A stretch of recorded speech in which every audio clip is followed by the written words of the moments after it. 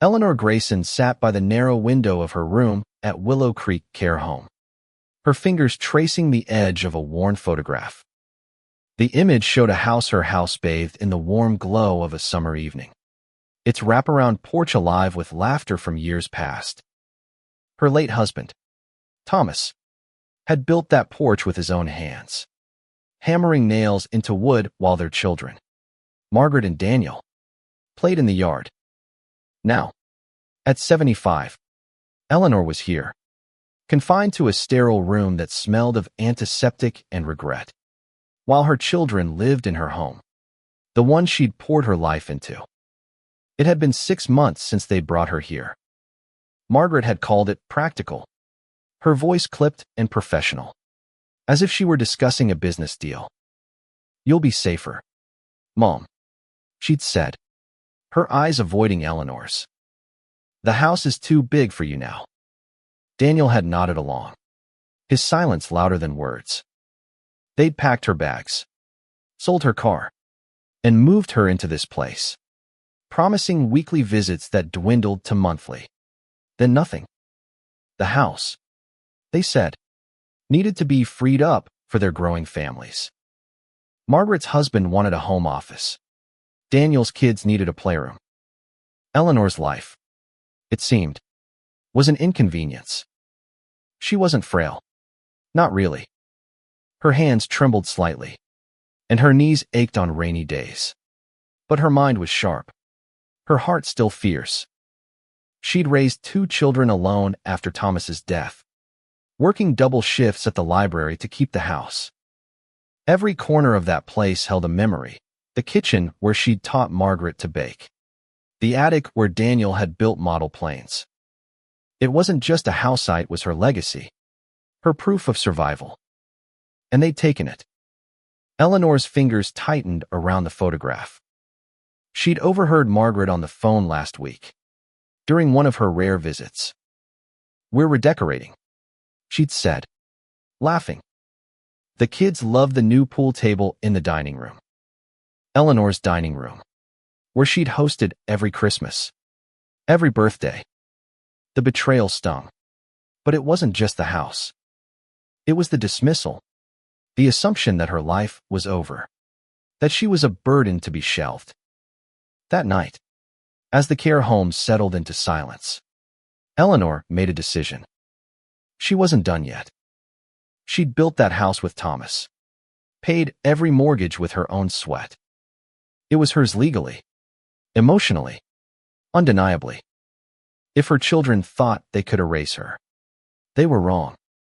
She reached for the phone by her bed, her hand steady for the first time in months. She dialed her old friend Clara, a retired lawyer who'd always had a knack for bending the world to her will. "Clara," Eleanor whispered when the line connected, "I need your help. I'm selling the house." Clara's voice crackled with surprise, then delight. "Eleanor, you sly fox. Tell me everything." By morning, Eleanor had a plan. Clara had agreed to handle the legalities. No questions asked. The house was still in Eleanor's name. Her children hadn't thought to change the deed, assuming she'd never fight back. She'd sell it, quietly, to a developer who'd been eyeing the property for years. The money would go to a trust, one her children couldn't touch. She'd use it to reclaim her life, maybe travel, maybe start fresh somewhere new. The house wasn't just a building, it was her power, and she'd wield it one last time. As she hung up the phone, Eleanor felt a spark she hadn't known in years. She wasn't just selling a house. She was reclaiming her story. The days at Willow Creek blurred into a monotonous rhythm: breakfast at 7, bingo at 10, lights out by 9. But for Eleanor, each moment buzzed with purpose. She kept her plan secret, her face a mask of quiet compliance as nurses checked her vitals and aides wheeled her neighbors to physical therapy. Inside, she was alive, plotting with the precision of a woman who'd once balanced a household budget on a librarian's salary. Clara visited under the guise of a friendly chat, her sharp eyes glinting with mischief. She brought a manila envelope stuffed with documents, property records, a power of attorney form, and a contact for a developer named Richard Holt. He's been after your place for a decade, Clara whispered, sipping tea from a styrofoam cup. Wants to turn it into condos. He'll pay top dollar. Cash. No fuss. Eleanor nodded, her heart racing. The house was worth a fortune now. Its sprawling lot prime real estate in a town that had grown from sleepy to sought after. The paperwork was straightforward. Eleanor's name was on the deed, a fact her children had overlooked in their haste to move her out. Clara had already reached out to Holt, who offered a number that made Eleanor's breath catch enough to fund a new life, far from the sterile walls of Willow Creek. She signed the forms with a steady hand, her signature a bold declaration of independence. But there was a hitch. Margaret and Daniel were still living in the house, treating it as their own. Evicting them would be messy, public, and Eleanor wanted none of that. Clara had an idea. We'll send a notice of sale, she said, grinning. Let them think it's a formality, a mix-up. By the time they realize what's happening, the deal will be done. Eleanor hesitated. This wasn't just about money, it was about teaching her children a lesson they'd never forget. But the thought of their shock, their regret, fueled her resolve. She began to gather her things. Small tokens of her life, the photograph of the house, a locket Thomas had given her, a notebook filled with her poetry. She'd need them wherever she went next. The care home staff noticed her newfound energy, mistaking it for acceptance. You seem happier, Mrs. Grayson, one nurse said, smiling. Eleanor only nodded, her secret burning bright. At night, she wrote letters not to her children, but to herself. Pages filled with memories of the house, of Thomas's laughter, of the children she'd raised. She wrote of her anger, too, raw and unfiltered, at being discarded like an old piece of furniture. The letters were her catharsis, her way of making peace with what she was about to do.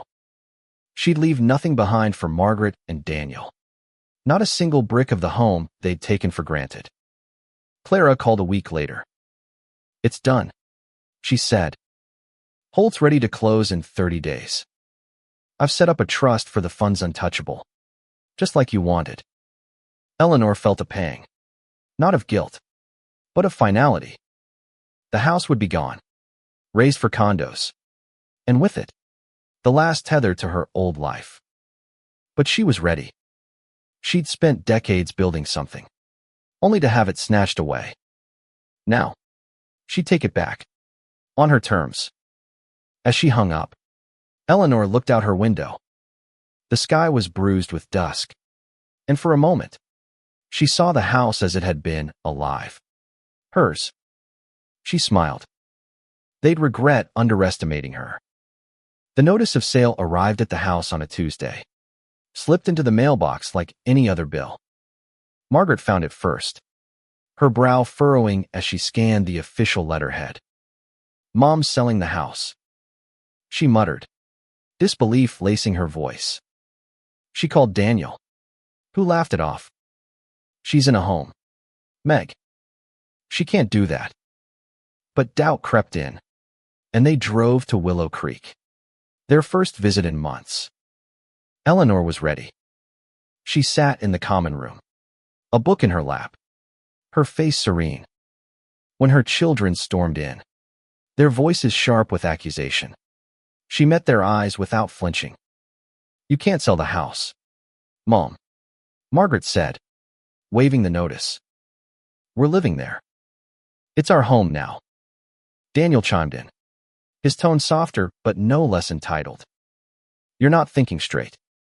Let us handle this. Eleanor's voice was calm, cutting. It's my house.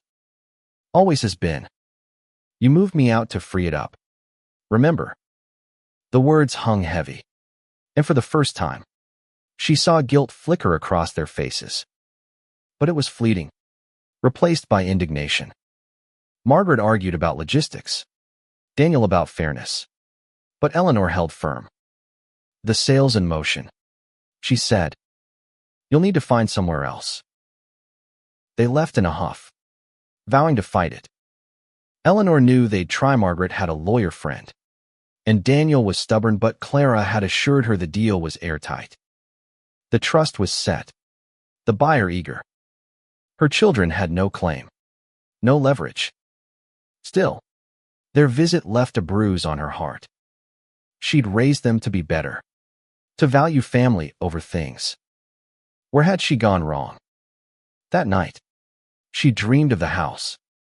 She walked its halls, touching the walls Thomas had painted, hearing the echo of her children's laughter. But the dream shifted. Bulldozers tore through the yard, and the porch collapsed into dust. She woke with a start, her chest tight. Was she destroying their memories, too? No, she told herself. They destroyed hers first. Clara visited again, bringing news. They're scrambling, she said, chuckling. Margaret's lawyer says they'll sue, but they've got no case. The closing's in 3 weeks. Eleanor nodded, but her resolve wavered. She pictured Margaret's children, her grandchildren, playing in the yard. Would they hate her for this? She pushed the thought away. They'd learn, just as their parents would, that actions had consequences. She began planning her next steps. The money from the sale would give her options, maybe a small cottage by the sea, or a trip to Paris, a dream Thomas had shared. She'd always wanted to see the Louvre, to stand before art that had outlasted its creators. The thought steadied her. This wasn't revenge, it was freedom. As the days passed, Eleanor's room at Willow Creek felt less like a prison. She started sketching in her notebook. Not poetry now, but plans, a garden, a new home, a life reclaimed. She'd been invisible for too long, but she was done fading. Her children had underestimated her strength, her will.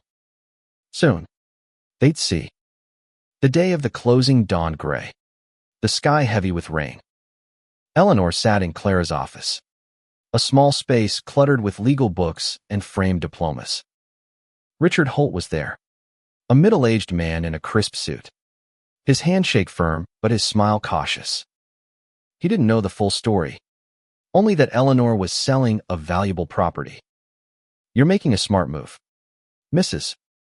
Grayson, he said, sliding the contract across the table.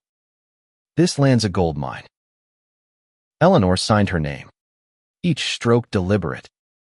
The pen felt heavy, not with doubt, but with the weight of what she was letting go. The house wasn't just wood and brick, it was her past, her proof of a life well lived. But it was also a chain, tying her to children who'd forgotten her worth. She handed the pen back, her hand steady. Clara leaned over, whispering, "You did it, Elle. The money's in the trust. You're free." Eleanor nodded, but freedom felt strange, like a coat that didn't quite fit. She'd expected triumph, but there was a hollow ache, too. She pushed it down. This was her choice, her power.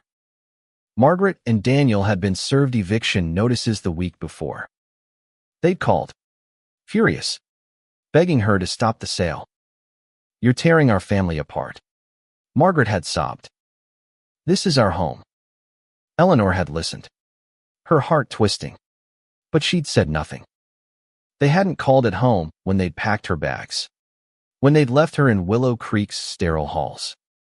Now, they'd face the consequences. The closing took less than an hour. Holt shook her hand again, promising to start demolition next month. Eleanor flinched at the word demolition. The porch, the kitchen, the attic, all gone. But she nodded, her face composed. She'd made her choice. Back at Willow Creek, she packed her few belongings. The trust held enough for a new start, maybe a small apartment in a coastal town, where she could hear the waves at night. She'd always loved the ocean. Its vastness a reminder that life went on, no matter what was lost. Clara had found a place already, a modest rental with a garden. Eleanor could see herself there, planting roses, writing again. Her children tried one last time. Daniel showed up alone, his face haggard. "Mom, please," he said, standing in her doorway. "We didn't mean to hurt you. Let's fix this." Eleanor looked at him, her youngest, the boy who'd once clung to her skirts. "You didn't mean to hurt me," she said softly, "but you did. And I'm done being invisible." He left, head bowed, and she knew she'd broken something between them. But it had been broken long before. That night, Eleanor wrote in her notebook. Not a letter this time, but a list, places to see, books to read, dreams to chase. She was 75, but she wasn't done. The house was gone, but she was still here, alive, defiant. She'd show them what an old woman could do. Eleanor stepped out of the taxi, her suitcase light in her hand. The coastal town of Haven's Edge smelled of salt and possibility, its streets lined with quaint shops and blooming hydrangeas. The rental Clara had found was a small cottage, its walls painted a soft yellow, with a garden that begged for care. Eleanor stood in the doorway, breathing deeply. For the first time in years, she felt like she was home. The money from the sale was safely in the trust, enough to live comfortably for the rest of her days. She'd kept it simplino lavish spending, just enough for the cottage, some furniture, and a plane ticket to Paris for next spring. The Louvre was waiting, and she'd see it on her terms. She'd already enrolled in a local writing group, her notebook filling with new poems, sharp and vivid with her reclaimed voice. Her children hadn't contacted her since Daniel's last visit. She'd heard through Clara that they'd moved into apartments, scrambling to adjust. Margaret had sent a letter, not an apology, but a plea for reconciliation. "We didn't know how much the house meant to you," she'd written. Eleanor hadn't replied. The words felt hollow. Too late. But she kept the letter, tucked in her notebook, a reminder of what she'd overcome. The townspeople welcomed her warmly. She joined a book club, volunteered at the library, her old skills sharpening with use. She planted roses in the garden, their thorns a quiet nod to her own resilience. At night, she sat on her porch, listening to the waves, feeling the weight of her choices settle into something like peace. But peace wasn't the absence of pain. She missed her children, her grandchildren. She wondered if they'd ever understand why she'd done it, if they'd see the lesson in her defiance. She'd sold the house not out of spite, but to remind them that love wasn't ownership, that family wasn't a transaction. She hoped they'd learn, but she couldn't wait for them to catch up. One evening, a package arrived. Inside was a photo album, filled with pictures from the house, Christmases, birthdays, moments she'd thought lost. A note from her granddaughter. "Lily, read. I'm sorry. Grandma, I miss you."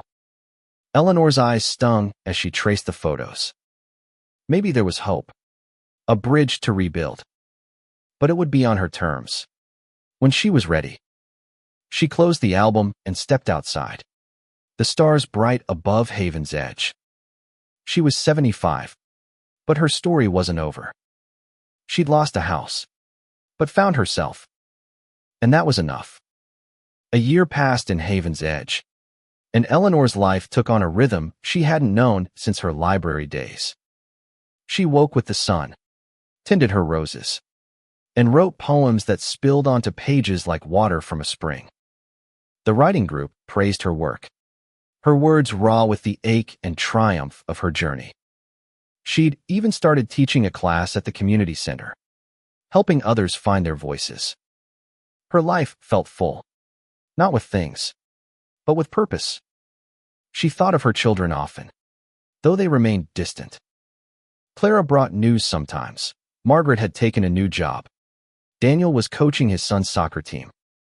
They were rebuilding, but the house's loss lingered, a wound they hadn't expected. Eleanor didn't gloat, never wanted their pain, only their respect. She hoped they'd learned, but she no longer needed their approval. One spring morning, as she packed for Paris, a car pulled up outside her cottage. Margaret stepped out, alone, her face softer than Eleanor remembered. "Mom," she said, her voice trembling. "Can we talk?" Eleanor hesitated, then opened the door. They sat in the garden, the roses blooming red and fierce between them. Margaret spoke first, her words halting. "We were wrong," she said. "We thought we were helping, but we were selfish. I'm sorry." Eleanor listened, her heart caught between forgiveness and caution. She'd wanted this, but trust was a fragile thing. "I needed you to see me," she said finally. "Not as a problem, but as your mother." Margaret nodded, tears falling. "We see you now." They talked for hours, not erasing the past, but laying a foundation. Margaret didn't ask for money or favors, only time. Eleanor agreed to try, starting small letters, visits, maybe a holiday together. She'd sold the house to reclaim her life, but she hadn't meant to lose her family forever. As Margaret left, Eleanor felt lighter. She'd taught them a lesson, not with cruelty, but with strength. The house was gone, but its legacy lived in Heron, the courage to stand up, to start over, to demand respect. She boarded her flight to Paris the next week, her notebook in her bag, ready to write the next chapter. In the Louvre, standing before the Mona Lisa, Eleanor smiled. She'd lost a house, but gained a world. Her children would carry their regret, but she'd carry her freedom. And that was her victory.